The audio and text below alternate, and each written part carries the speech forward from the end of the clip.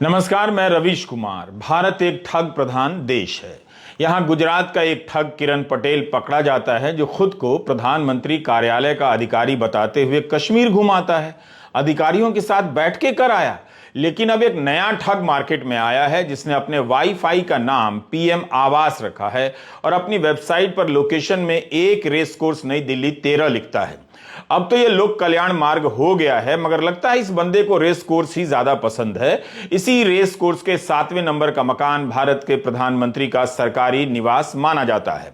UP police की STF ने संजय शेरपुरिया को ठगी के आरोप में पकड़ा है। अमर उजाला ने लिखा है कि ईडी का केस रफा दफा करने के लिए किसी व्यापारी से 6 करोड़ रुपए मांग रहा था। इसी रिपोर्ट में व्यापारी गौरव डालमिया का नाम है, जिन्होंने कथित तौर पर संजय शेरपुरिया को पैसे भी दे दिए। नोएडा पुलिस की एसटीएफ ने ईडी के इशारे पर ही इसे गिरफ्तार किया। अमर उजाला ने लिखा है कि ऑनलाइन पैसा लिया है। बड़ा स्मार्ट है ये तो। 6 करोड़ की रकम ऑनलाइन ले ली बंदे ने। भाई लोग ईडी के नाम पर पैसे भी कमा रहे हैं। यह कैसा संजय है? संजय शेरपुरिया का गुजरात में भी कारोबार बताया जाता है। मीडिया को जो बताया जा रहा है उसे पढ़कर यही लग रहा है कि बहुत कुछ नहीं भी बताया जा रहा है। ठगी के आरोप में संजय शेरपुरिया की गिरफ्तारी के बाद से विपक्ष संजय और बीजेपी के नेताओं की तमाम तस्वीरें निकालकर ट्वीट करने में लगा है। कम से कम विरोधी दल के नेताओं को फोटो क्रेडिट में संजय शेरपुरिया का नाम देना चाहिए, क्योंकि सारे फोटो संजय जी की वेबसाइट पर और सोशल मीडिया प्लेटफॉर्म पर उपलब्ध हैं। हमने भी संजय जी की वेबसाइट से पुरातात्विक उत्खनन के पश्चात ही ये तस्वीरें प्राप्त की हैं। मुश्किल हिंदी है, मगर सरल हिंदी में विवरण से आनंद घटता है। यहां तो संजय शेरपुरिया गुजरात के मुख्यमंत्री रहे रूपाणी साहब के साथ भी दिख रहे हैं, मगर उनकी बात क्यों करें जब संजय साक्षात नरेंद्र मोदी के साथ दिख रहे हैं। स्वयं प्रधानमंत्री उन्हें पुष्प गुच्छ प्रदान कर रहे हैं और उनके पीछे मंत्री गिरिराज सिंह खड़े हैं। ऐसा मनोरम दृश्य है कि हमारे जैसे संजय इन पर ग्रंथ लिख रहे हैं और आप रवीश कुमार ऑफिशियल के जरिए ये सब नौटंकी देख रहे हैं। Did you get my point? यहां नरेंद्र मोदी के साथ सोफे पर संजय भी विराजमान हैं, जिससे निकटता का गहरा बोध होता है। और यहां विमानपत्तन पर प्रधानमंत्री को संजय पुष्प गुच्छ भेंट कर रहे हैं। ऐसा प्रतीत होता है कि संजय को नरेंद्र मोदी का सानिध्य प्राप्त रहा होगा, मगर ऐसा योग्य व्यक्ति ठगी के आरोप में कैसे गिरफ्तार हो सकता है, जो इतनी निकटता का भान कराता हुआ प्रधानमंत्री नरेंद्र मोदी के फ्रेम में दिख रहा है? क्या एक ठग प्रधानमंत्री नरेंद्र मोदी को, वो भी उनके विमान के इतने करीब जाकर फूलों का गुच्छा दे सकता है? और क्या प्रधानमंत्री उस ठग को इतने करीब बुलाकर अपने मंच से फूलों का गुच्छा दे सकते हैं? अगर इसका जवाब हां है तो फिर भारत का भविष्य गहरे अंधकार में जल्दी डूबने जा रहा है। अखबार लिख रहे हैं कि संजय मॉर्फ तस्वीरों का इस्तेमाल करता था, तो क्या वो विमानपत्तन पर नहीं था? उसने अपनी तस्वीर जोड़ ली। ऑल्ट न्यूज के जुबैर को भी काफी काम करना पड़ सकता है कि ये तस्वीरें मॉर्फ हैं या नहीं। बाकी पुलिस तो अपना काम कर ही रही है। मैं हमेशा फोटो को लेकर सतर्क रहता हूं। किसी का किसी से फोटो निकल आए तो बहुत मतलब नहीं निकालना चाहिए, लेकिन इसका मतलब यह नहीं कि ऐसे सभी फोटो को खारिज भी कर देना चाहिए। इसलिए फोटो ट्वीट करते समय आप अपने विवेक का इस्तेमाल जरूर कीजिए। अमर उजाला ने पत्रकारों के साथ संजय की तस्वीरों को छाप दिया है, लेकिन ट्विटर पर कई लोग इसे साझा कर अतिरिक्त खुश हो रहे हैं। ध्यान रहे कि एंकर के पास कोई भी पहुंच सकता है और फोटो खिंचा सकता है। अगर कोई विशेष जानकारी आपके पास है तो अलग बात है। रजत जी अपनी फिटनेस को कोस रहे होंगे कि चुस्त दुरुस्त और सतर्क रहने के बाद भी एक कथित ठग किताब लेकर आ गया, मगर कोई रजत शर्मा के साथ अपना फोटो क्यों मॉर्फ करेगा? रजत जी जल्दी ही इसे डिलीट करवाइए। सूचना प्रसारण मंत्री अनुराग ठाकुर से कहलवाइए तो वो अपना फोटो दिखाने लग जाएंगे कि मेरे साथ भी उसका फोटो आ गया है। मंत्री जी जल्दी क्लियर कीजिए, वरना खिलाड़ी कहेंगी कि जंतर मंतर पर मिलने नहीं आए और एक ठग से मिलने की तस्वीर आ गई है। अनुराग ठाकुर जी, संजय शेरपुरिया के साथ की तस्वीर फेक बताने से पहले सोच लीजिएगा। इसने तो अपने ट्विटर हैंडल पर आपको भी टैग किया है। यही नहीं, पहले 20 अगस्त 2022 को ट्वीट किया था और फिर 24 अक्टूबर 2022 को दोबारा से पोस्ट कर दिया है। फेक होता तो यह करने की हिम्मत करता क्या? और आपकी टीम की नजर ही नहीं पड़ी। यही नहीं, इस पोस्ट में संजय ने लिखा है, मेरे परम मित्र और भारत सरकार के युवा एवं खेल मंत्री आदरणीय श्री अनुराग ठाकुर जी, ये तो आपको दोस्त बता रहा है। प्रॉब्लम यह है कि रजत शर्मा अगर खेल मंत्री को कहेंगे तो खेल मंत्री कानून मंत्री से कहेंगे कि कुछ कीजिए, फोटो हटवाइए, लेकिन संजय शेरपुरिया का फोटो तो उनके साथ भी निकल आया है। खेल मंत्री से लेकर प्रधानमंत्री तक के साथ की इसकी तस्वीर है। अगर सारे मंत्री मिलकर प्रधानमंत्री से कह भी देंगे कि सर ये फोटो हटवाइए, तो वे बोलेंगे यार मेरा भी फोटो निकल आया है संजय शेरपुरिया के साथ। जाने दो, जब हम लोगों को ही कोई नहीं हटा सकता तो हम फोटो क्यों हटवाएं। बड़ा सवाल यह है कि मॉर्फ बताने के पीछे की क्या यह रणनीति हो सकती है कि कुछ लोगों को बचाया जाएगा। मगर यह वीडियो तो इसी 5 अप्रैल का है, इसी महीने का वीडियो है। इस ठग के फेसबुक पेज से हमने लिया है। मंच पर रक्षा मंत्री राजनाथ सिंह बैठे हैं, संजय शेरपुरिया प्रवचन दे रहा है, मंत्री जी सुन रहे हैं। फिर कैसे इनकी तस्वीरों को मॉर्फ यानी नकली कहा जा रहा है। जाहिर है सभी तस्वीरें मॉर्फ नहीं लगती हैं। इसे मॉर्फ करने की जरूरत क्या है जब सीधे मंच पर राजनाथ सिंह बैठे हैं और बोलने का मौका मिल रहा है। ये कौन आदमी है जो इस तरह के मंच पर पहुंच जा रहा है जहां देश के रक्षा मंत्री बैठे होते हैं और ये जय जय श्री राम कह रहा है। जय जय श्री राम, भारत माता की, भारत माता की, भारत माता की। आपको हंसी आ रही होगी, रोना शुरू कर दीजिए कि यूपी पुलिस ने जिस संजय शेरपुरिया को ठगी के आरोप में पकड़ा है, उसने प्रधानमंत्री से लेकर किस किस को पकड़ा हुआ है। इंटरनेट के सारे एक्सपर्ट को जुट जाना चाहिए कि यह फोटो मॉर्फ है या असली है। क्या सभी फोटो मॉर्फ है या कुछ खास ही? एसटीएफ को तुरंत बताना चाहिए। अब आप यहां देखिए, यहां तो केंद्रीय मंत्री गिरिराज सिंह के साथ दिख रहा है यह बंदा। इसने ये सारी तस्वीरें अपने फेसबुक पेज पर डाली हुई हैं। इन तस्वीरों को देखकर कहीं से नहीं लगता कि यह बंदा भीड़ में घुसकर किसी मंत्री के साथ फोटो खिंचाने वाला है। यह तो बाकायदा इस तरह से मौजूद है जैसे भीतर का कोई आदमी हो। इस फोटो से तो कभी नहीं लगता कि यह भीड़ की जगह है। यह कोई प्राइवेट जगह मालूम होती है जहां संजय शेरपुरिया मौजूद है। मतलब हम क्या ही कहें, 2014 के पहले का मीडिया और भारत होता तो आज प्रधानमंत्री अपनी रैली कैंसिल कर देते, बल्कि अर्नब गोस्वामी के चैनल में उस दिन तो बिल्कुल ना जाते जिस दिन उनके साथ कई तस्वीरों में दिखने वाला संजय शेरपुरिया ठगी के आरोप में पकड़ा गया। यह तो ऑस्ट्रेलिया का फोटो है, इसे किसी ने अभी तक मॉर्फ या नकली नहीं कहा है। सर, प्रधानमंत्री के साथ दिख रहे बालेश धनकर को ऑस्ट्रेलिया की अदालत ने कोरिया की 5 लड़कियों के साथ बलात्कार करने, उन्हें ड्रग देने के 30 से अधिक मामलों में दोषी पाया है। मई में बालेश को फिर से कोर्ट के सामने पेश किया जाएगा और सजा सुनाई जाएगी। संजय शेरपुरिया को 3 मई तक के लिए जेल भेज दिया गया है।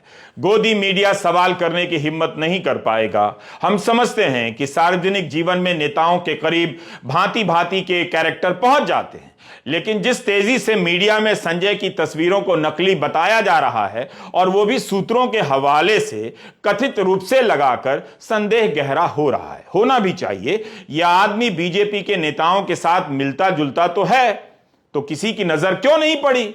कहीं ऐसा तो नहीं कि सब अपने को बचाने के लिए इसके फोटो को मॉर्फ यानी छेड़छाड़ वाली तस्वीरें बताने में जुट गए हैं। प्रधानमंत्री के करीब, और वो भी विमानपत्तन पर हर कोई नहीं पहुंच सकता है। इस जगह पर जो भी गया होगा उसकी पहले लिस्ट बनी होगी, जांच हुई होगी। यहां कोई रैली वाली भीड़ नहीं है कि धक्का देते हुए शेरपुरिया शेर के पास पहुंच जाए। कहीं ऐसा तो नहीं कि प्रधानमंत्री जी चुपके चुपके रवीश कुमार ऑफिशियल देखने लग गए हैं। वैसे भी अर्नब गोस्वामी की प्रशस्ति इतिहास में कैसे दर्ज होगी यह प्रधानमंत्री तय नहीं करेंगे। अगर यह फोटो मॉर्फ है तब किसी की नजर क्यों नहीं पड़ी? जैसे अमित शाह ने सत्यपाल मलिक से पूछा कि सत्ता में थे तब क्यों नहीं बोले, उसी तर्ज पर मैं भी पूछ रहा हूं कि पहले इसके इस कारनामे पर नजर क्यों नहीं पड़ी। मनमोहन सिंह वाकई किस्मत वाले हैं जो इस समय प्रधानमंत्री नहीं हैं। ईश्वर बहुत दयालु है। कई जगहों पर छपा है कि इस पर भाजपा के शीर्ष नेताओं के साथ एडिट कर अपनी फोटो लगाने के आरोप हैं। एसटीएफ को सारा काम छोड़कर सबसे पहले यह क्लियर करना होगा कौन फोटो एडिट किया हुआ है और कौन फोटो ओरिजिनल है। संजय शेरपुरिया के कई फोटो हैं, उन फोटो से कई अनोखे प्रसंग बन सकते हैं। धर्म की राजनीति ने अधर्म के ऐसे ऐसे नमूने दिए हैं कि हाउसिंग सोसाइटी की कमेटी के मेंबरान एक दिन सामने के गेट पर नहीं, पीछे वाले गेट पर अपना चेहरा छिपाते हुए मिल जाएंगे।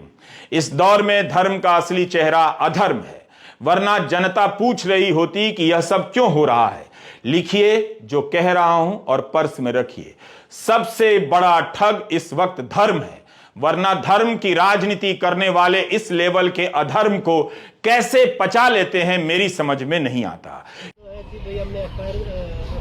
क्यों हमारे राष्ट्रीय अंतर्राष्ट्रीय स्तर की खिलाड़ियों को तपती धूप में धरना देना पड़ रहा है? धरने से पहले सड़क पर अभ्यास करना पड़ रहा है। जो अभ्यास मैट पर किया जाता है कि घुटने ना छिलें, वो सड़क पर किया जा रहा है। अगली बार जब ये पदक जीतेंगी तो आप किस मुंह से इंडिया इंडिया करते हुए अपने घरों में नाचेंगे? इंडियन एक्सप्रेस में कोच परमजीत मलिक का बयान छपा है कि 2014 में लखनऊ में कैंप लगा था, उनसे 3 महिला कुश्ती खिलाड़ियों ने यौन शोषण का हाल बताते बताते रो दिया था। उन्होंने यह बात खेल मंत्रालय की कमेटी को बताई है। क्या यह मजाक है कि इतनी महिला खिलाड़ी यौन शोषण के आरोप लगाने थाने पहुंची और पुलिस ने एफआईआर नहीं की? बीजेपी के सांसद बृजभूषण सिंह कोई साधारण सांसद नहीं है। आसान नहीं होगा बीजेपी को उनसे पंगा लेना। बृजभूषण सिंह संजय शेरपुरिया नहीं है, लेकिन 3 महीने में खेल मंत्रालय की कमेटियों और सरकारी तंत्र ने क्या किया कि इस विवाद पर दूध का दूध और पानी का पानी नहीं हो सका। मेरा मूड आज बहुत सीरियस है। भारत एक ठग प्रधान देश है। मैंने अपने इंस्टाग्राम पेज पर ठगी के अनेक समाचार लगाए हैं। ठगी के समाचारों का संग्रह करना मेरा शौक रहा है। कई ठग तो ऐसे भी हुए हैं जो एक साथ हजारों को ठगते हैं। और यही नहीं, समाज में सांप्रदायिकता का जहर फैलाने वाले आपके घरों के रिटायर्ड अंकिलों की पेंशन की कमाई भी ठग ले जाते हैं। आगे बढ़ने से पहले अब वो हिस्सा जिसने मुझे ज्यादा प्रभावित किया है उसके बारे में बताना चाहता हूं। मुझे नहीं लगता कि जो फोटो दिखाने जा रहा हूं वो मॉर्फ होगा, असली ही होगा। आप भी ठीक से देख लीजिएगा। येलो कलर के बैकड्रॉप में ब्लू कलर की जो धारा बह रही है वो रंगों के धर्म का खूब निर्वाह कर रही है। नीले कोट में मोटी मोटी काली पट्टियां सेंट्रल विस्ता के राजमार्ग की तरह झलक रही हैं। नीली पतलून पर मोटी मोटी श्वेत रेखाएं पर्वतों से उतरती एक रेखीय प्रवाह वाली नदियों का एहसास कराती हैं। इन श्वेत रेखाओं की चौड़ाई और गहराई बताती है कि व्यक्ति का अपना क्लास तो है, वरना कोट और पतलून की धारियों में नरेंद्र मोदी की तरह संजय शेरपुरिया लिखा गया होता। यह व्यक्ति के सादेपन का उद्दीपक है। हम भोजपुरी में ब्लू को बुल्लू या बुलू बोलते हैं, मगर आप ब्लू ही बोला करें। नीला रंग समंदर और आकाश का रंग होता है, बुद्धिमत्ता और स्थायित्व का रंग माना जाता है। इसलिए संजय शेरपुरिया की टाई भी नीली है। येलो कलर के सोफे के पीछे हरे हरे पेड़ नजर आ रहे हैं। मुझे तो लगता है संजय साक्षात नैमिष वन में सोफा लगाकर बैठ गए हैं। आप ही बताइए, आपको क्या यह नैमिष वन लगता है, पंचवटी है या काम्यक वन है? इसके बारे में आप सोच सकते हैं, लेकिन बंदा प्रकृति प्रेमी तो है ही, काफी हरा हरा लगता है। मैं जानता हूं कि आप हरा पीला नीला का ऐसा युग्मिक समूह बनते देख उस टेलर का पता खोज रहे होंगे जिसने संजय शेरपुरिया को इतना खूबसूरत और सफल उद्योगपति सा दिखने लायक सजा दिया है। मुझे टेलर का पता नहीं मालूम है। ऐसे सुदर्शन व्यक्ति को पुलिस ने ठगी के आरोप में गिरफ्तार किया है। उम्मीद है पुलिस के पास कुछ ठोस आधार रहे होंगे। सबक यह है कि अगर हाई लेवल का ठग बनना है तो सबसे पहले अपने कपड़े और कलर कॉम्बिनेशन पर ध्यान दीजिए। जैसे यहां देखिए कितनी अच्छी मैचिंग है। धारीदार ग्रे कोट है, ग्रे शर्ट है और ग्रे रंग की फूलदार टाई है। फिटिंग कमाल की है। पीएम मोदी की उस सूट से लाख गुना बेहतर है जिसकी कीमत 10 या 40 लाख बताई जाती रहती थी। मेरे ख्याल से ठगी के आरोप में पकड़े गए किसी व्यक्ति की इतनी भूरी भूरी प्रशंसा किसी और पत्रकार ने नहीं की होगी। प्रधानमंत्री नरेंद्र मोदी को उनके समर्थक गुजरात का शेर कहते हैं, तो संजय खुद को शेरपुरिया कहते हैं, इसलिए कि यूपी के गाजीपुर के शेरपुरा गांव से आते हैं। शेरपुरिया ज्यादा ओरिजिनल है। कान पक गए थे शेर शेर सुनते सुनते, पहली बार शेरपुरिया सुन रहा हूं। संजय शेरपुरिया गुजरात में उद्योगपति बताए जाते हैं, रिफाइनरी के बिजनेस से जोड़े जाते हैं। इनकी वेबसाइट से पता चला कि 20,000 लोगों को रोजगार दे चुके हैं।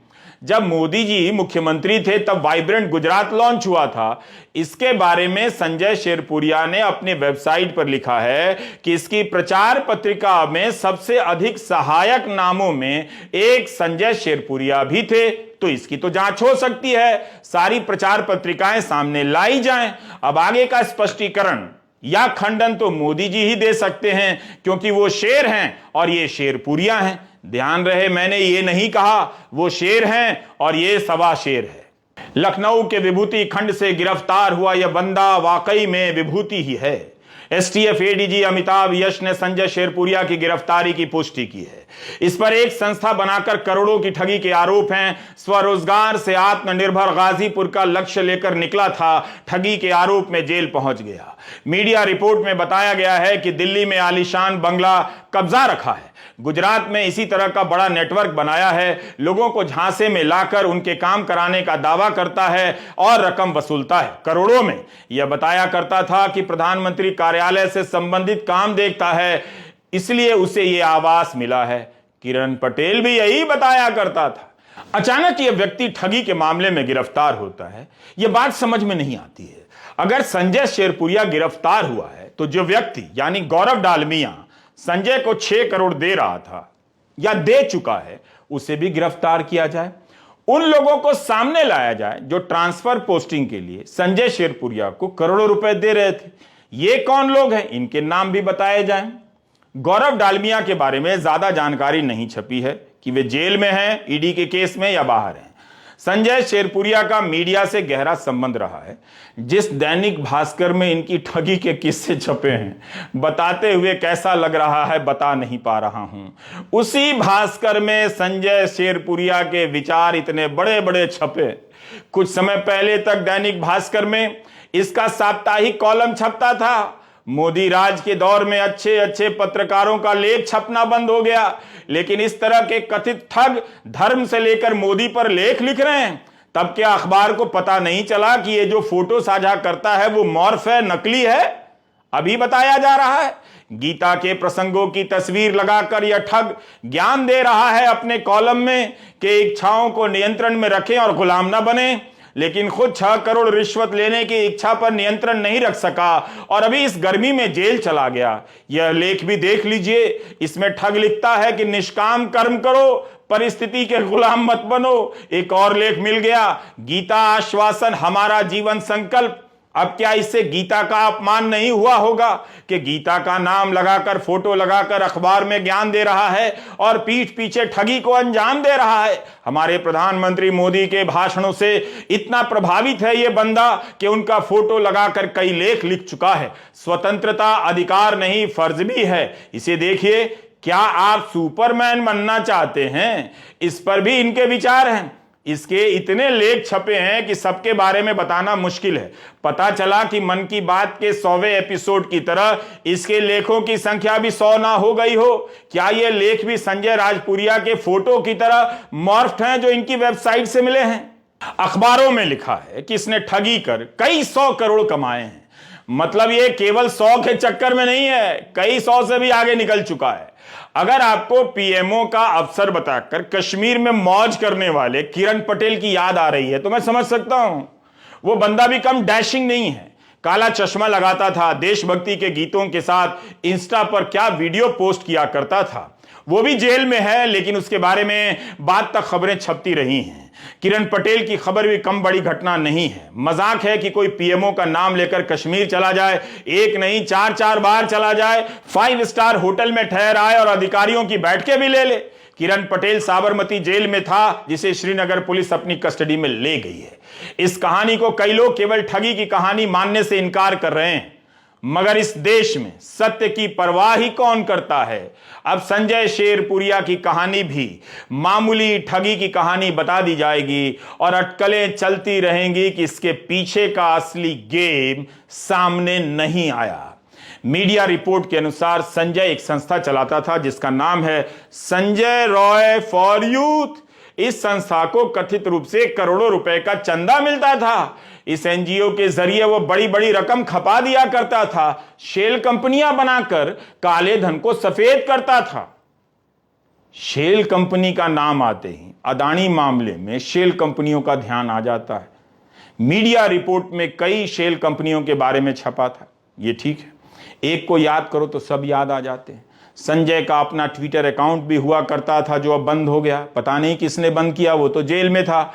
उस पर कई नेताओं की तस्वीरें हैं, कहा जा रहा है कि ये सब नकली हैं, मॉर्फ्ड हैं, इतनी सारी तस्वीरें। संजय शेरपुरिया का ट्विटर अकाउंट वेरीफाइड था। वह इतने दिनों से नेताओं और एंकरों के साथ फोटो डाल रहा था, किसी की नजर नहीं पड़ी। कहीं ऐसा तो नहीं कि ठग के पकड़े जाने के बाद भी उसके नाम पर लोगों को ठगा जा रहा है। लेकिन यह तस्वीर भी हेरा फेरी की होगी। इस कार्यक्रम में संजय शेरपुरिया यूपी के उप मुख्यमंत्री ब्रजेश पाठक के साथ दीप प्रज्वलित कर रहा है। यह कार्यक्रम इस साल 20 फरवरी का ही है। इसका वीडियो तो निकल जाएगा, मतलब इसे शौक है कि दीप प्रज्वलित कर रहे उप मुख्यमंत्री के बगल में फोटोशॉप कर अपना फोटो लगाने का, प्रधानमंत्री के विमान के पास अपना फोटो डालने का। इसमें तो संजय ने लिखा है कि माननीय ब्रजेश पाठक जी, उप मुख्यमंत्री, उत्तर प्रदेश सरकार के कर कमलों से सम्मान प्राप्त हुआ। झारखंड के राज्यपाल सीपी राधाकृष्णन ने संजय की पुस्तक जल प्रबंधन जल संचयन का विमोचन किया है। मंच पर संजय हैं और उसके इंस्टा से हमने ये तस्वीरें ली हैं। बैकग्राउंड में प्रधानमंत्री मोदी की अनेक तस्वीरें लगी हुई हैं। हम तो वही बता रहे हैं जो अखबारों में छपा है। ज्यादातर जानकारी सूत्रों के हवाले से छापी जा रही है। यह भी छपा है कि संजय ने दिल्ली राइडिंग क्लब में करोड़ों रुपए के आवास पर कब्जा कर लिया है। जमीन के दस्तावेज पर उसका नाम नहीं है, फिर भी उसने भव्य भवन बनवा लिया है। वहां से डीलिंग करता था, टिकट दिलाने से लेकर ट्रांसफर पोस्टिंग के नाम पर पैसे वसूलता था। और सूत्र बता रहे हैं कि संजय फोटो मॉर्फ करता था, यानी किसी के फोटो के साथ अपनी लगा लेता था और किसी को पता नहीं चला। होने दीजिए जांच, लेकिन जो सामने बताया जा रहा है वो जंच नहीं रहा है। अखबार इसे महाठग लिखने लगे हैं। इसके बारे में यह भी छपा है कि इसकी कोई कंपनी है जो दिवालिया हो गई, जिसका नाम कांडला एनर्जी एंड केमिकल बताया गया है। 395 करोड़ का बैंक डिफॉल्टर है। हम अपनी तरफ से इन तथ्यों की पुष्टि नहीं कर सकते। इसने एक फर्जी आधार कार्ड बनवा रखा है, अब कितना डिटेल बताएं समझ नहीं आ रहा है। शेरपुरिया का सामने आना बता रहा है कि सत्ता सर्किल में कैसे कैसे आइटम घूम रहे हैं। प्रधानमंत्री मोदी पर दिव्यदर्शी मोदी नाम से किताब लिखने वाला संजय अचानक ठग बताया जाने लगा। बताइए, मन की बात के सर्वे में आता है कि सुनने वाले 60% लोगों में राष्ट्र निर्माण में दिलचस्पी पैदा हो गई है, और ये अकेला संजय है कि मोदी पर किताब लिखकर भी ठगी में दिलचस्पी पैदा हो गई उसकी। मतलब क्या ये सारे दिन मुझे ही को देखने थे? लेकिन यह कहना गलत होगा कि संजय को केवल नरेंद्र मोदी से प्रेरणा मिलती है, फिर भी वो ठग निकला। आइंस्टीन जी भी हैं। गनीमत है कि डार्विन से प्रेरित नहीं हुआ अपना Sanjay. Dhirubhai Ambani, Napoleon Bonaparte, Steve jobs, Bill Gates, mark Zuckerberg, Benjamin Franklin, Oscar Wilde, Abraham Lincoln के प्रेरणा देने वाले कथनों को पोस्ट किया करता था। टैगोर, गौतम बुद्ध से लेकर दलाई लामा और विवेकानंद के विचारों को भी पोस्ट करता था। इतने लोगों की बातें जिस संजय को प्रेरित किया करती थीं, वो ठग कैसे बन गया? कहीं ऐसा तो नहीं कि लोगों को ठगने के लिए वो प्रेरणा वाला नाटक किया करता था? संजय केवल ठग नहीं हो सकता। उसने केवल ठगी नहीं की है, बल्कि विवेकानंद से लेकर हरिवंश राय बच्चन की जयंतियों और पुण्यतिथियों को भी शिद्दत से मनाया है। इसके सोशल मीडिया पेज पर केवल सावरकर और नानाजी देशमुख की जयंती और पुण्यतिथि पर स्मरण नहीं है, बल्कि आईके गुजराल भी जाने कैसे आ गए हैं, और महान खिलाड़ी पेले भी हैं। सुभद्रा कुमारी चौहान, सुमित्रा नंदन पंत, जयशंकर प्रसाद की जयंती और पुण्यतिथि मनाया करता था अपना संजय शेरपुरिया। यह सब पढ़कर लगा कि संजय को राष्ट्र पुरुष घोषित कर देना चाहिए। आप जरा महान लोगों की जयंती मनाने वालों से सावधान रहा कीजिए। भाई, किसी को इसने नहीं छोड़ा, यह कम प्रतिभाशाली नहीं है। संजय शेरपुरिया की बात कर रहा हूं। कहीं एसटीएफ ने किसी गलत आदमी को तो नहीं उठा लिया है? मैंने पूछ रहा हूं। संजय की वेबसाइट को एनसीईआरटी की कोर्स में डाल देना चाहिए। डार्विन को हटाकर ऐसे ही लोगों को लाना चाहिए ताकि भारत एक ठग प्रधान देश बन सके। संजय ने यह लिखा है। या उसकी टीम के लोगों ने लिखा है इसकी वेबसाइट पर, यह मैं नहीं बता सकता हूं, मगर जो उसने लिखा है कविता या छंद, वो मैं पढ़कर सुनाना चाहता हूं। तो संजय लिखता है, इंसान कहता है कि पैसा आए तो मैं कुछ करके दिखाऊं, और पैसा कहता है कि कुछ करके दिखा तो मैं आऊं। क्या बात है पैसा, तुम केवल संजय से ही बात करते हो, हम लोगों से भी बातें कर लिया करो भाई। कविता नंबर 2, असफलता एक चुनौती है, इसे स्वीकार करो, क्या कमी रह गई देखो और सुधार करो। कविता नंबर 3, जिंदगी में रिस्क लेने से कभी मत डरो, जीत मिली तो ठीक और हार गए तो सीख। क्यों पूछ रहे कब तक चलना, क्यों पूछ रहे कब तक चलना, श्वासों में गति तब तक चलना, ठहराव नहीं तब तक चलना, चलते रहना, चलते रहना। मुझे हैरानी हो रही है कि यह आदमी प्रधानमंत्री मोदी का भाषण क्यों नहीं लिख रहा था। किरण पटेल की कहानी अब फीकी लगने लगी है। संजय शेरपुरिया का भारत ही असली भारत है।